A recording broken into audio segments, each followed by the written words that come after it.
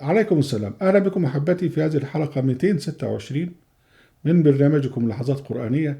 وأنا أعيش في هذه الحلقة وما بعدها في عنوان إن كنتم مؤمنين.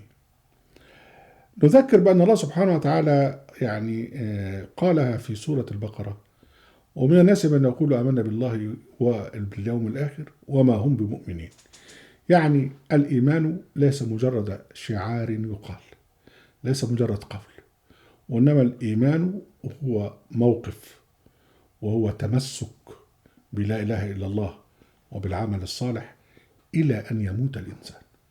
من هنا ففي الحوار ربنا سبحانه وتعالى في حواره مع الذين آمنوا في عهد النبي قال يتردد إن كنتم مؤمنين. يعني إذا كنتم مؤمنين إزاي تقولوا كده؟ إذا كنتم مؤمنين تعملوا كده. فإذا بالتالي بقى يا أيها الذين آمنوا ده اللي هو يعني الشعار إن الذين آمنوا، لكن إن كنتم مؤمنين حق الإيمان اعملوا كذا أو ما تعملوش كذا. يعني تحديدا هنا وعظ بأن يكون الإيمان إيمانا صحيحا أو أن يكون الإيمان تقوى، لأن في نهاية الأمر مش كل المؤمنين هيخشوا الجنة. ربنا سبحانه وتعالى بيقول وثيق الذين كفروا، بعد كده يقول وثيق الذين اتقوا ربهم. فالذين كفروا يساقون إلى جهنم زمرا، والذين اتقوا مش الذين آمنوا. وربنا سبحانه وتعالى في أول سورة المؤمنون يقول لقد أفلح المؤمنون الذين هم في صلاتهم خاشعون، والذين قد أفلح المؤمنون. معنى كده مش كل المؤمنين هيفلحوا، ده الذين يتمسكون بهذه الصفات. من هنا بقى يأتي الوعظ بقى بحكاية إن كنتم مؤمنين، وإحنا هنتعرض لبعضها كما جاءت في القرآن الكريم. وأول حاجة في هذه الحلقات في إن كنتم مؤمنين عن الصحابة وأكل الربا. حقيقة الأمر أن الربا نوعين نشرحها. احنا عندنا منشور في موقعنا حاجة اسمها معركة الربا، عبارة عن يعني مقالات كنت عملتها ونشرتها حاليا في الموقع من زمان. وكانت أول ما طلعت في القاهرة يعني في أوائل التسعينات. كانت في ضد موضوع شركات توظيف الأموال إلى آخره. وقلت فيها في الموضوع ده إن الربا المحرم في القرآن الكريم هو ربا الصدقة، اللي هو يذهب إليك الفقير المحتاج ليأخذ منك صدقة فتعطيه قرضا ثم تجعل ربحا على القرض، يعني تعطيه قرضا بربا. من هنا هذا هو ما كان فعله بعض الصحابة، يعني بدل إعطاء الفقير حقه في الصدقة يعطى قرضا وبربا. فده هو جاء يعني ما جاء تحريمه. لكن بعد كده في بقى موضوع تاني اللي هو ربا التجارة. يعني واحد يروح ياخد قرض عشان خاطر يعمل مصنع، يعمل بيت إلى آخره. ده ربنا سبحانه وتعالى جعل له شروطا. يعني قال يا الذين لا تأكلوا الربا أضعافا مضاعفة. يعني هو المحرم إن أنت تاخد ربا بفائدة مركبة، والحرام مش عليك، الحرام على اللي بيديك لأنك أنت المظلوم. ده هو الحرمة بسبب الظلم اللي وقع عليك. برضو ربنا سبحانه وتعالى قال يعني لا تأكلوا أموالكم بينكم بالباطل إلا أن تكون تجارة عن تراض. فإذا موضوع التراضي، أنت بتروح للبنك عشان تاخد قرض، أنت اللي رايح بمزاجك، وبعدين بتتراضوا على الشروط مع بعض إلى آخر. فده لا تأكلوا أموالكم بينكم بالباطل إلا أن تكون تجارة عن تراض. عندنا الشرطين إن هو عدم الربح المركب، وشرط التراضي والاتفاق بين الطرفين. بكده يبقى يكون الربا التجارة مباح. أما الذي لا يباح والذي يعتبر حرب لله ورسوله اللي هو ربا الصدقة، لأن المحتاج مفروض أن نأخذ حقه. وده اللي ربنا قال عليه حتى في سورة مكية اللي هي سورة الروم.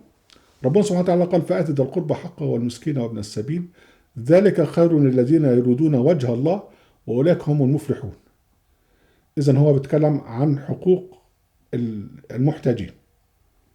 بعد كده قال وما أتيتم من ربا ليربو في أموال الناس فلا يربو عند الله وما أتيتم من زكاة تريدون وجه الله فأولئك هم المضعفون.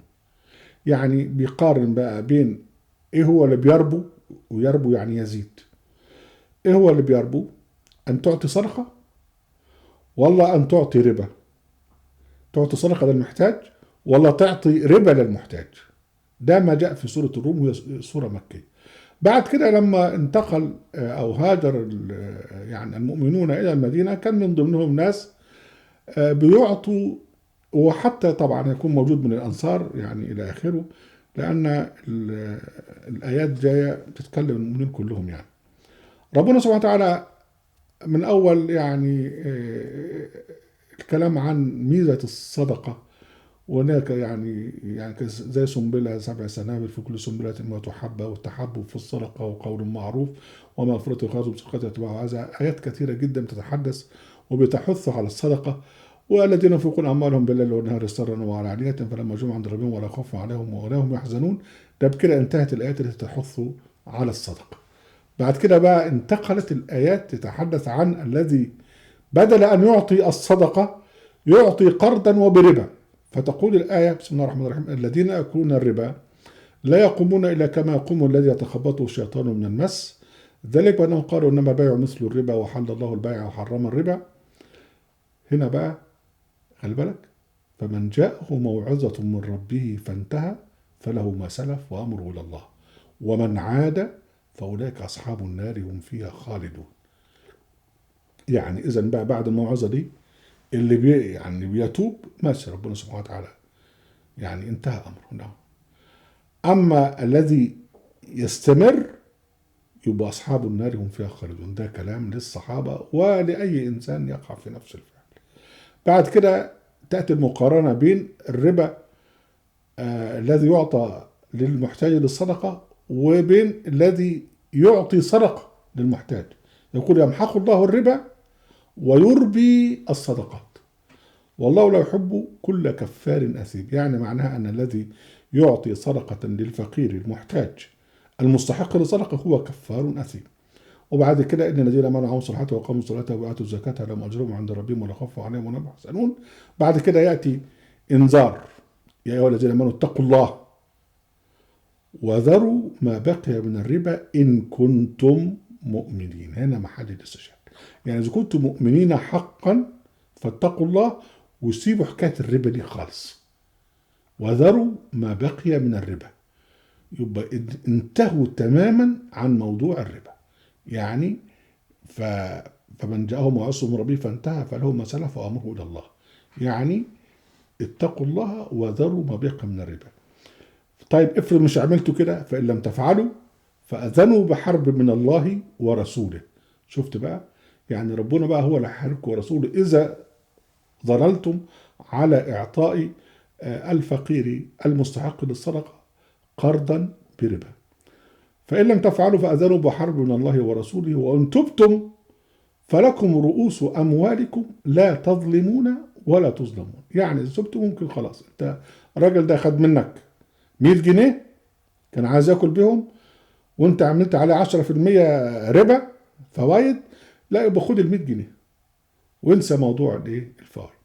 يعني فإن لم تفعلوا وإن تبتم فلكم رؤوس أموالكم لا تظلمون ولا تظلمون. وبعدين الآية تعظهم: وإن كان ذو عسرة فنظرة إلى ميسرة وأن تصدقوا خير لكم إن كنتم تعلمون واتقوا يوما ترجعون فيه إلى الله ثم توفى كل نفس ما كسبت وهم لا يظلمون.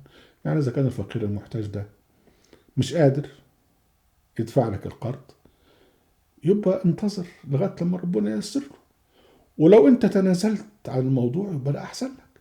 يعني إن كان ذو عسرة فنظرة يعني انتظار إلى ميسرة وأن تصدقوا خير لكم إن كنتم تعلمون. ده يعني الحل الأمثل لمن يريد أن ينجو يوم القيامة. فإذا بقى حكاية إن كنتم مؤمنين جاءت في موضوع ربا الصدقة لمن كان يقدم يعني يعطي قرضا لفقير جائع محتاج، يعطيه قرضا بربا، وذلك هو أفظع أنواع الكفر. وهذا ما جاء تحذيرا للصحابة ولا يزال التحذير قائما. أهلا بكم أحبتي في هذا البرنامج لحظات قرآنية، وفي قناتنا أهل القرآن وفي موقعنا أهل القرآن.